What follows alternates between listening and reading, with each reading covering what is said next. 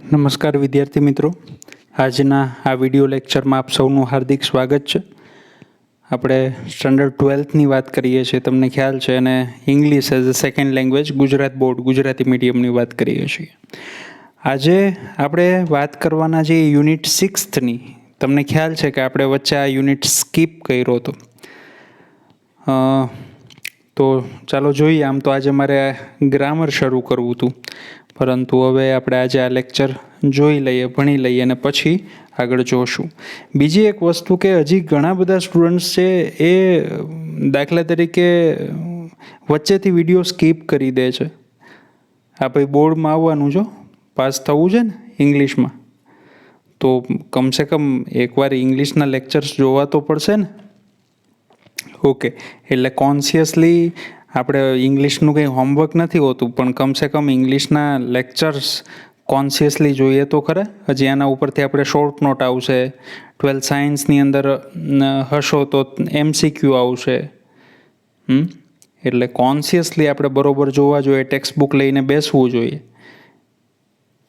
YouTube એનાલિસિસની અંદર દરેક પ્રકારનો ડેટા જોવા મળે છે કે કેટલાય લેક્ચર જોયો છે, કેટલાય અડધ વચ્ચેથી સ્કીપ કરી દીધો છે. એટલે કમસે કમ થોડા કોન્શિયસ થઈ જાઓ અને વ્યવસ્થિત રીતે લેક્ચર્સ જોવાનું રાખો. ઓકે, તો આજે આપણે વાત કરવાના છીએ 6th યુનિટ, અને એનું એકમાત્ર રીડ. બાકી બધાની અંદર લગભગ 2 રીડ હોય, પરંતુ આમાં એક જ રીડ છે અને એનું ટાઇટલ છે strike against war. Strike against war. Strike એટલે શું થાય? જ્યારે હું આમાં અગેન્સ્ટ અને વોર શબ્દથી તો તમે પરિચિત છો જ, પરંતુ સ્ટ્રાઇક એટલે શું થાય? તો અહીંયા સ્ટ્રાઇકનો અર્થ છે એ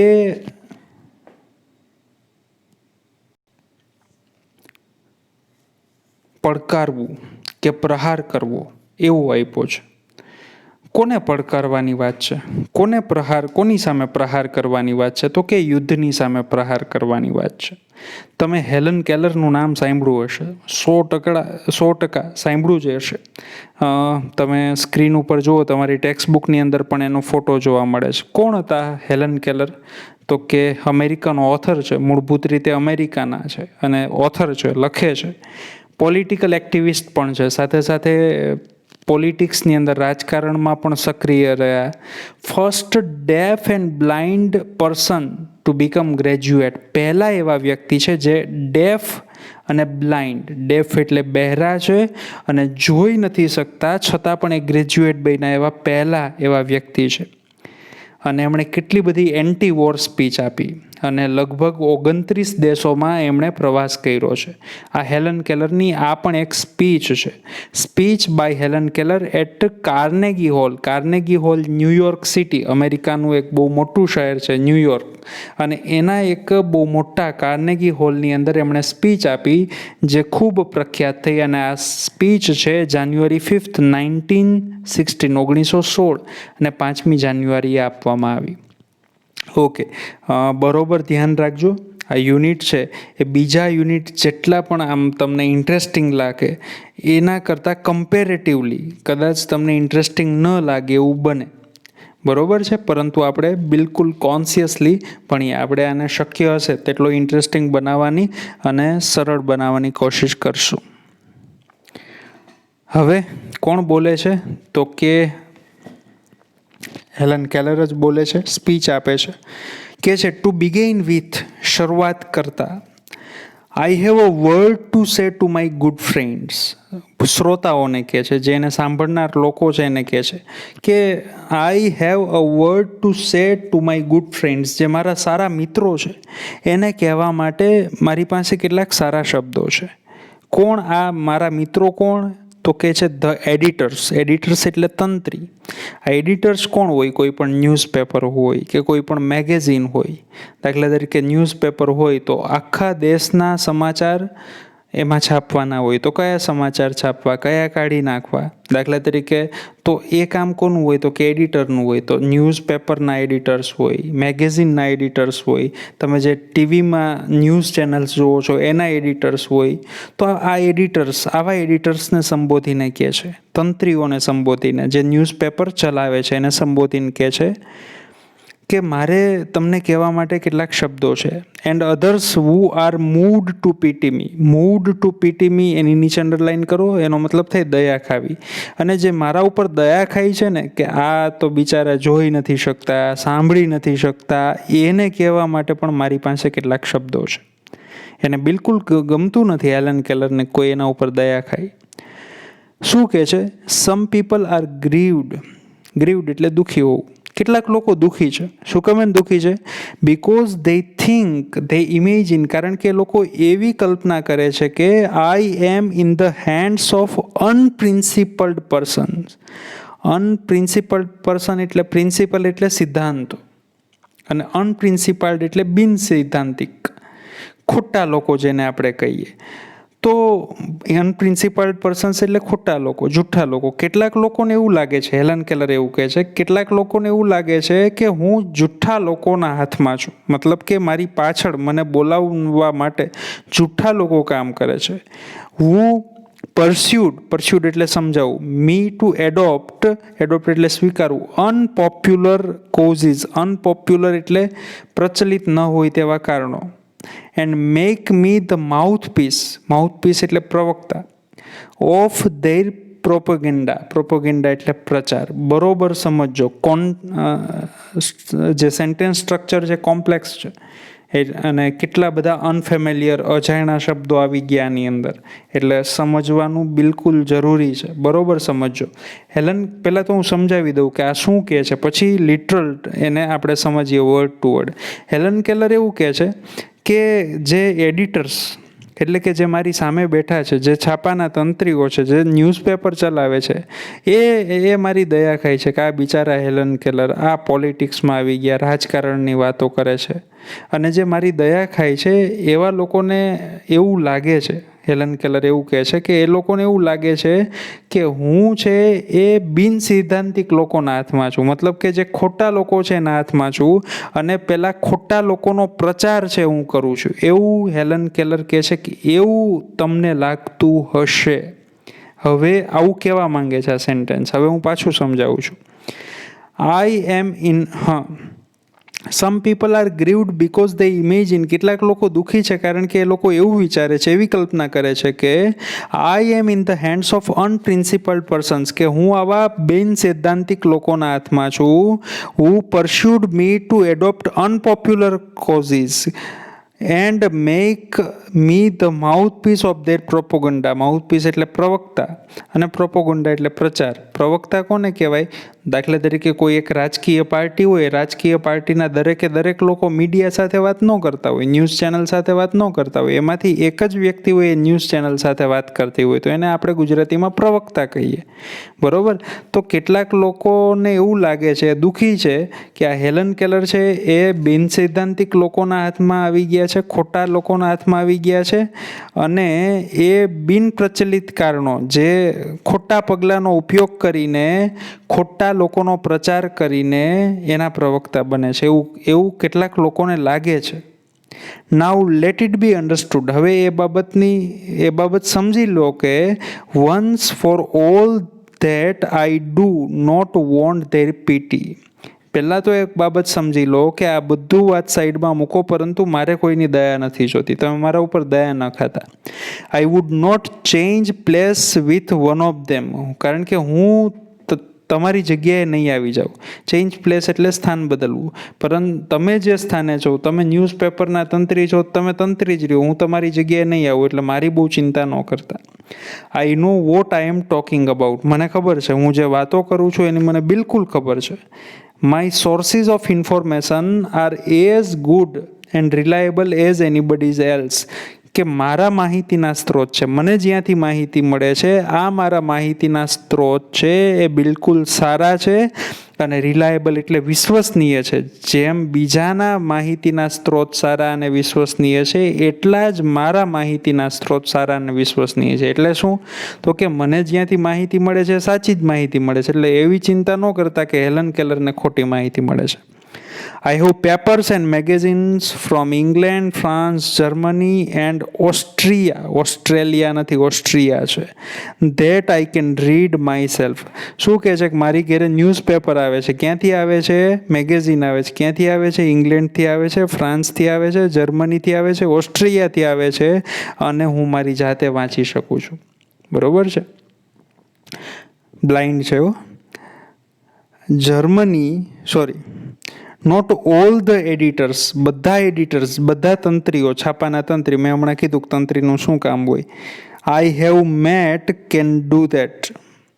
not all the editors I have met can do that. તો હું આટલા 4-5 દેશના છાપા ન્યૂઝપેપર વાંચું છું, હું જેટલા તંત્રીને મળ્યું છું, એ બધા તંત્રી તો કાંઈ એટલા દેશના છાપા નથી વાંચતા. એટલે હું એના કરતાં, મારી માહિતી એના કરતાં વધારે સારી છે એવું કહેવા માંગે છે. Quite a number of them have to take their French and German second hand. એમાંથી કેટલા બધા લોકોએ ફ્રેન્ચ અને જર્મન શીખવા માટે, સમજવા માટે તો સેકન્ડ હેન્ડની મદદ લેવી પડે છે. મતલબ કે બીજા કોઈ વ્યક્તિની મદદ વડે ફ્રેન્ચ અને જર્મન છાપું વાંચી શકે છે. No, I will not depreciate the editors. કે નહીં, આ જે એડિટર્સ છે, તંત્રીઓ છે, એને હું નીચા નહીં દેખાડું, એને ડેપ્રિસિએટ નહીં કરું, હું એનું અવમૂલ્યન નથી કરવા માંગતી, એનું સ્થાન છે નીચું નથી બતાવવા માંગતી. They are an overworked, misunderstood class. કારણ કે એ વર્ગ છે, આ બધા એડિટર્સ છે, બહુ કામ કરે છે, ઓવરવર્ક છે, અને મિસઅન્ડરસ્ટુડ, ખૂબ બહુ બધી ગેરસમજણ ધરાવતો વર્ગ છે. લેટ ધેમ રિમેમ્બર, એને યાદ રાખવા દો, ધો that if I cannot see the fire at the end of their cigarettes, કે એ લોકો જે સિગરેટ પીવે છે એના અંતમાં રહેલી જે અગ્નિ છે એને હું નથી જોઈ શકતી. neither can they thread a needle in the dark, કે હું જો એ લોકોની સિગરેટ છે એને સળગતી નથી જોઈ શકતી, તો એ લોકો પણ neither can they thread a needle in the dark. thread a needle એટલે સોયમાં દોરો પોરવવો. તો એ લોકો પણ અંધારામાં સોયમાં દોરો નથી પોરવી શકતા. All I ask, હું એટલું જ પૂછું છું, gentleman, સજ્જનો, is a fair field. fair field એટલે નિષ્પક્ષ, એન્ડ નો ફેવર એટલે તરફેણ ન કરવી. કે હું તો એકદમ નિષ્પક્ષ રહેવા માંગુ છું, હું તો કોઈની તરફેણ નથી કરતી. I have entered the fight against preparedness. preparedness એટલે સજ્જતા, કે હું તો આવી સજ્જતાની સામેની લડાઈમાં ઉતરી છું. And against the economic system, અને એ અર્થવ્યવસ્થા, એ અર્થતંત્ર, અંડર વિચ વી લીવ, અને જેની નીચે આપણે રહીએ છીએ, એ અર્થવ્યવસ્થાની સામેની લડાઈમાં ઉતરી છું. It is to be fight to the finish. It is to be a fight to the finish. અને આ યુદ્ધ છે, આ લડાઈ છે, એને પૂરી કરવાની છે. And I asked no quarter એટલે કોઈ બાંધછોડ ન કરવી એવું કહેવા માંગે છે, કે અહીંયા આમાં હું કોઈ બાંધછોડ કરવા નથી માંગતી. All the machinery of the system. Machinery of the system એટલે વ્યવસ્થા તંત્ર. Has been set in motion. Set in મોશનની નીચે અંડરલાઇન કરો, એનો મતલબ થઈ કામ કરતું થઈ જવું, કે જેટલું પણ વ્યવસ્થા તંત્ર છે એ કાર્યરત થઈ ગયું છે. Above the complaint and din of protest from the workers is hard the voice of authority. Is heard the voice of authority. શું કહેવા માંગ્યું છે આ સેન્ટેન્સની અંદર? તો કે above the complaint of din of protest from the workers, જે કામદારો છે, વર્કર્સ એટલે કામદારો, એ જે પ્રોટેસ્ટ કરે છે, એ જે વિરોધ કરે છે, એની જે કમ્પ્લેન છે, એનાથી ઉપર ઉઠીને is heard the voice of authority. એનો અવાજ જ નથી સંભળાતો. કોનો અવાજ સંભળાય છે? સત્તાનો અવાજ સંભળાય છે. જે લોકો સત્તામાં છે, જે લોકો સરકાર ચલાવે છે, જે લોકો દેશ ચલાવે છે, એનો અવાજ સંભળાય છે. શું કહેવા માંગે છે? કે કામદારોનો અવાજ છે, જે નિમ્ન વર્ગ છે એનો અવાજ છે, એમના હક છે, એમનો વિરોધ છે, એને દબાવી દેવામાં આવ્યો છે. ફ્રેન્ડ્સ ઇટ સેઝ, અને તે કહે છે, શું કહે છે? ફ્રેન્ડ્સ મિત્રો, ફેલો વર્કમેન, કોણ કહે છે? તો કે ગવર્મેન્ટ, સરકાર. શું કહે છે? તો કે ફ્રેન્ડ્સ મિત્રો, ફેલો વર્કમેન, મારા સાથી કામદારો, પેટ્રોઇટ્સ, પેટ્રોઇટ્સ એટલે દેશભક્તો, your country is in danger, તમને એવું કહેવામાં આવે છે કે તમારો દેશ છે એ ભયમાં છે. કોણ કહે છે? હેલન કેલર કહે છે. કોને કહે છે આ વાત? કામદારોને કહે છે. કામદારોને સમજાવે છે. શું સમજાવે છે? કે તમને એવું કહેવામાં આવે છે કે તમારો દેશ ભયમાં છે. એક જ મિનિટ આગળ જોઈએ. There are foes on all sides of us. foes એટલે દુશ્મનો. આપણને એવું કહેવામાં આવે છે કે તમારી દરેકે દરેક બાજુએ દુશ્મનો છે. આપણી દરેકે દરેક બાજુએ દુશ્મનો છે. આપણા દેશને દુશ્મનોએથી ઘેરી લીધો છે. There is nothing between us and our enemies except Pacific ocean and Atlantic ocean. આપણી અને આપણા દુશ્મનોની વચ્ચે માત્ર બે સમુદ્રો છે, પેસિફિક અને એટલાન્ટિક. એ બેયને સર કરીને આપણા દુશ્મનો ગમે ત્યારે આપણા ઉપર ચડાઈ કરશે એવું આપણને કહેવામાં આવે છે. Look at what has happen to Belgium. આપણને એવું કહેવામાં આવે છે કે જુઓ બેલ્જિયમનું શું થયું. Consider the fat of Serbia. આ સર્બિયાનું તમે નસીબ તો જુઓ, એના શું હાલ થયા એ તો જુઓ. Will you murmur about low wages. Low wages એટલે નીચું વેતન. આપણે જે કામ કરીએ અને એના બદલામાં આપણને વેતન મળે એને ઇંગ્લિશમાં વેજ કહેવાય, અને લો વેજ એટલે નીચું વેતન. Van your country, your very liberties are in danger. અને આપણને એવું કહેવામાં આવે છે કે જ્યારે તમારો દેશ ભયમાં છે, will you murmur about low wages when your country, your liberties are in danger? કે જ્યારે તમારો દેશ, તમારી સ્વતંત્રતા ભયમાં હોય ત્યારે તમને મળતા નીચા વેતન સામે તમે બોલશો, એના વિશે બોલશો, એવું આપણને કહેવામાં આવે છે. કોણ કહે છે? હેલન કેલર કહે છે. What are the miseries you endure. Miseries એટલે દુઃખ અને એન્ડ્યુર એટલે સહન કર્યા. Compared to the humiliation of having victorious German army sail up the East River. કે આ વિક્ટોરિયસ એટલે વિજય થયેલું જર્મન આર્મી છે એ ઈસ્ટ રિવરને પાર કરી અને આવશે અને એ જે અપમાન કરશે એના અપમાનની સામે આપણે ક્યાં ન્યા એટલા બધા દુઃખો સહન કર્યા છે, એવું કહે છે. એવું આપણને કહેવામાં આવે છે, એવું કહે છે. Quiet your grumbling. કે તમારું આ બબડાટ ગણગણાટ બંધ કરો. And get busy and prepare to defend your fireside and your flag. શું કહે છે તમારું આ ફાયર સાઇડ એટલે અહીંયા ઘર એવું થાય કે તમારું ઘર છે, તમારો દેશ છે, તમારો દેશનો જે ઝંડો છે એને ડિફેન્ડ કરવા માટે, એનું રક્ષણ કરવા માટે આ બધું બોલતા બંધ થાવ અને તૈયાર થઈ જાઓ. Gate N army. આર્મીમાં જોડાઈ જાઓ. Gate navy. નેવીની અંદર જોડાઈ જાઓ. Be ready to meet the invaders like the loyal hearted freeman you R.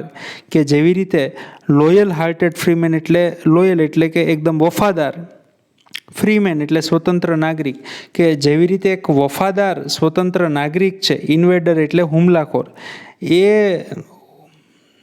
B ready to meet invader like the loyal hearted freeman you are. તમે એક વફાદાર સ્વતંત્ર નાગરિક છો એટલે હુમલાખોરને મળવા માટે તૈયાર રહો, એની સામે બાથ ભીડવા માટે તૈયાર રહો. એવું કોણ કહે છે? હેલન કેલર કહે છે. કે એવું આપણને કહેવામાં આવે છે. હકીકતમાં હેલન કેલર નથી કહેતા, પરંતુ હેલન કેલર એવું કહે છે કે બીજા લોકો દ્વારા તમારા કાને આવી વાત પહોંચાડવામાં આવે છે.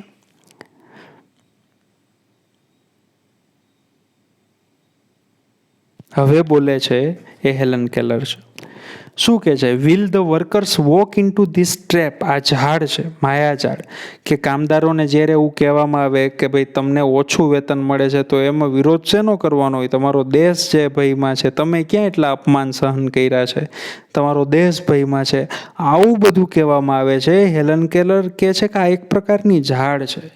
Will the workers walk in two this trap. કે કામદારો છે એ આ ઝાડમાં ફસાઈ જશે. વિલ ધે બી ફૂલ્ડ અગેન, કે શું એમને ફરીથી મૂર્ખ બનાવવામાં આવશે? વારંવાર અત્યાર સુધી મૂર્ખ બનાવ્યા છે સરકારે, તો આ કામદારોને છે એ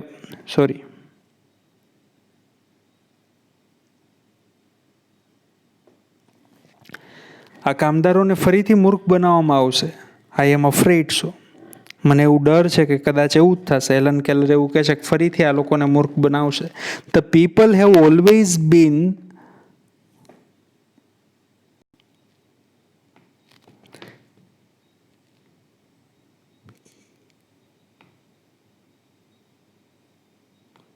ક્યાં છીએ આપણે?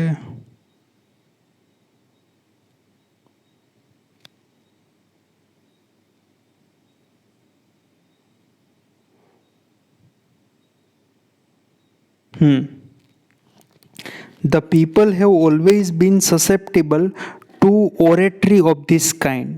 સસેપ્ટેબલ એટલે સંવેદનશીલ, કે લોકો છે ને આ પ્રકારની ઓરેટરી એટલે ભાષણબાજી, આ પ્રકારની ભાષણબાજી છે એનાથી એકદમ સંવેદનશીલ છે. આ લોકોને જ્યારે એવું કહેવામાં આવે કે તમારો દેશ ભયમાં છે, ત્યારે એ લોકો છે એ તરત જ એ ભાષણમાં આવી જાય છે. એવું કોણ કહે છે? હેલન કેલર કહે છે. ધ વર્કર્સનો they have no enemies except their masters. કામદારો છે, જે પોતાના નીચા પગાર માટે વિરોધ કરે છે, જે પોતાના હક માટે વિરોધ કરે છે, આ બધા કામદારો છે. એને ખબર છે they have no enemies except their master. એના માલિક સિવાય એના કોઈ દુશ્મનો જ નથી. એના માલિક જ એના દુશ્મન છે, કારણ કે એ પૂરતો પગાર જ નથી આપતા. they know that their citizenship papers are no warrant for the safety of their wives and children. એ લોકોને ખબર છે. કોને? આ મજૂર લોકોને શું ખબર છે? કે એના સિટીઝનશીપ પેપર છે, જે એનું નાગરિકત્વ છે, એના કાગળિયા છે, એ એના બાળકોની, એની પત્નીની, એની સલામતીની કોઈ ગેરંટી નથી આપતા. ધે નો ધેટ, એને ખબર છે કે ઓનેસ્ટ સ્વેટ, જે એકદમ ઓનેસ્ટ કામ કર્યા પછી પડતો પસીનો છે, જે પ્રામાણિકતાનો પસીનો છે. પરસિસ્ટન્ટ ટોઇલ, પરસિસ્ટન્ટ એટલે સતત મહેનત, ટોઇલ એટલે મહેનત. એન્ડ યર્સ ઓફ સ્ટ્રગલ, અને વર્ષો સુધી કરેલો સંઘર્ષ. Bring them nothing on two, આ બધું છતાં એની પાસે અત્યારે કાંઈ નથી વર્થ ફાઇટિંગ ફોર, કે જેના માટે લડી શકે. એમણે કેટલા બધા વર્ષો સુધી ઓનેસ્ટ સ્વેટ, એકદમ શું કહેવાય, પ્રામાણિકપણે કામ કર્યું. પરસિસ્ટન્ટ ટોઇલ, સતત મુશ્કેલ કાર્ય કર્યું, સંઘર્ષ કર્યો, અને છતાં આજે પણ આ બધા માટે લડી શકાય એવું કંઈ નથી. Yet deep down in their foolish heart, અને છતાં આ બધા લોકોના મૂર્ખ હૃદય. શું કામ એના કામદારોના હૃદય છે મૂર્ખ કહે છે?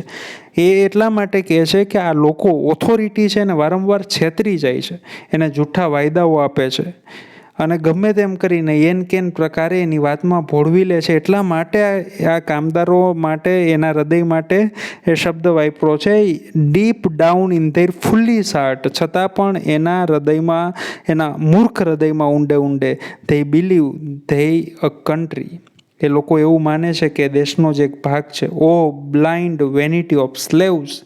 વેનિટી એટલે કે ખોટું અભિમાન, મિથ્યા અભિમાન, કે અરે આ ગુલામો છે, આંધળા ગુલામો, એનું ખોટું અભિમાન તો જો, કે હજી એને દેશ માને છે.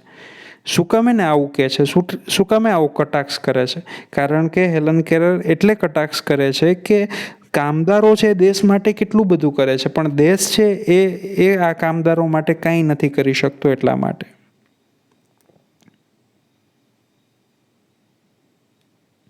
ધ ક્લેવર વન્સ, જે હોશિયાર લોકો છે, અપ ઇન હાઈ પ્લેસીસ, જે ઊંચા સ્થાને અત્યારે હોશિયાર લોકો બેઠા છે, know how childish and silly the workers are. એને ખબર છે કે આ કામદારો છે એ કેટલા બાલિશ, ચાઇલ્ડિશ એટલે બાળક જેવા છે, કેટલા મૂર્ખ છે. ધે નો ધેટ, આ ઊંચા સ્થાને બેઠેલા જે બાબુઓ છે એને ખબર છે, if the government dresses them up in khaki, કે જો સરકાર એમને ખાખી કપડાં પહેરાવી દે, and gives them a rifle, અને જો એમને રાઇફલ આપી દે, કોને? કામદારોને. And starts them off with a band and waving banners, એમને બેન્ડ આપી દે, એને બેનર્સ આપી દે. They will go forth to fight valiantly for their own enemies, તો પણ આ લોકો છે કોણ, તો કે કામદારો છે, એ ખુશી ખુશી વેલેન્ટલી એટલે બહાદુરીપૂર્વક એ પોતાના દુશ્મનોની સામે લડવા જશે. કોના દુશ્મનોની સામે? ધેર ઓન એનિમી, તેમના દુશ્મનોની સામે. ફોર ધેર ઓન એનિમી, એના દુશ્મનો માટે લડવા જશે. સોરી, એવું કહે છે. શું કામ એને દુશ્મનો માટે લડવા જશે?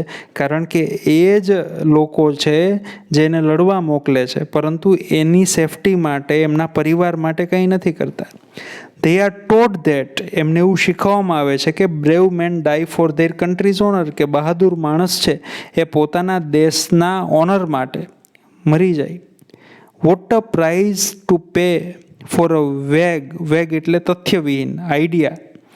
અને આ તથ્યવિહીન વિચાર છે એની કિંમત કેટલી ચૂકવી પડે છે? The lives of millions of young men, કેટલા બધા મિલિયન્સ ઓફ લાખો યુવાનો છે, એનું જીવન એની કિંમત છે. અધર મિલિયન્સ, અને બીજા લાખો લોકો. ક્રિપલ્ડ એટલે અપંગ બની જવું.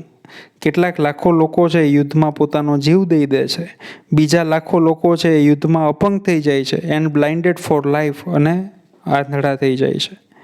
Existence made horrible for still more millions of human beings, અને બીજા લાખો લોકો માટેનું અસ્તિત્વ છે એ એકદમ જોખવાઈ જાય છે. હોરિબલ, ભયાનક થઈ જાય છે. ધ અચીવમેન્ટ એટલે કંઈક આપણે મેળવવું હોય એ. લિગેસી એટલે વારસો. ઓફ જનરેશન સ્વેપ્ટ અવે ઇન મોમેન્ટ, એક જ ક્ષણની અંદર બધી જ અચીવમેન્ટ છે. અને આપણી જનરેશન્સ, કેટલી બધી પેઢીઓનો જે વારસો છે, સ્વેપ્ટ અવે એટલે નાબૂદ થઈ જાય છે માણસનું મૃત્યુ થાય ત્યારે.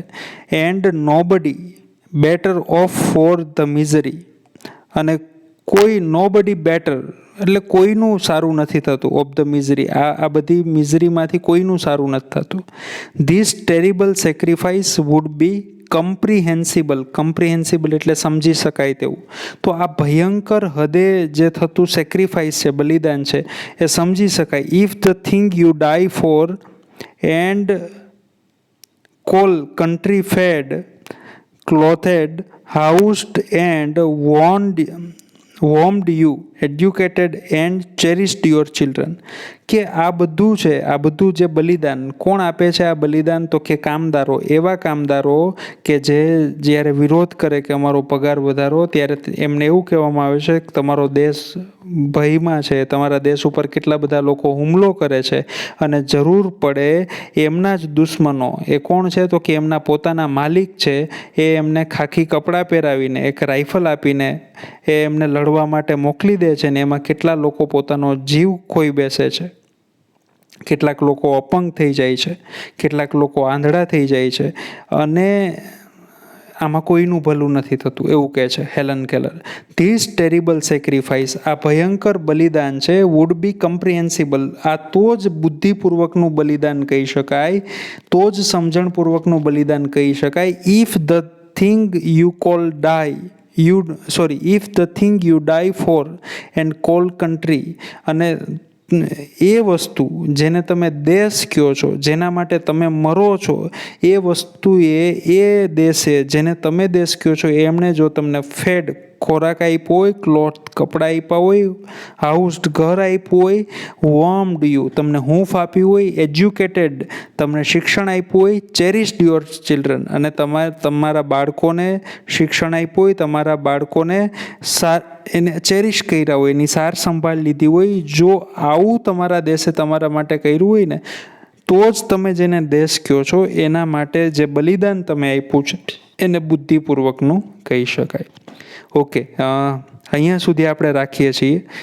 પહેલી વખત આપણે આ યુનિટને 2 વિડીયો લેક્ચરમાં બનાવીએ છીએ, કારણ કે આ યુનિટ છે થોડોક મોનોટોનસ, કંટાળાજનક છે એવું લાગે જ તમને, અને એવું હકીકતમાં છે પણ ખરું, થોડોક મોનોટોનસ છે. તમે જલ્દીથી આની સાથે કનેક્ટ ન થઈ શકો એવો યુનિટ છે આ. એટલે શું કરવાનું છે તો કે અહીંયા સુધી આપણે રાખીએ છીએ. આ યુનિટને, આટલો જ યુનિટ આપણે જોયો છે, થોડોક જ છે, એને ફરીવાર જોઈ લેજો. બરોબર છે? આવતા લેક્ચરની અંદર આપણે આ યુનિટને પૂરો કરશું. Thank you.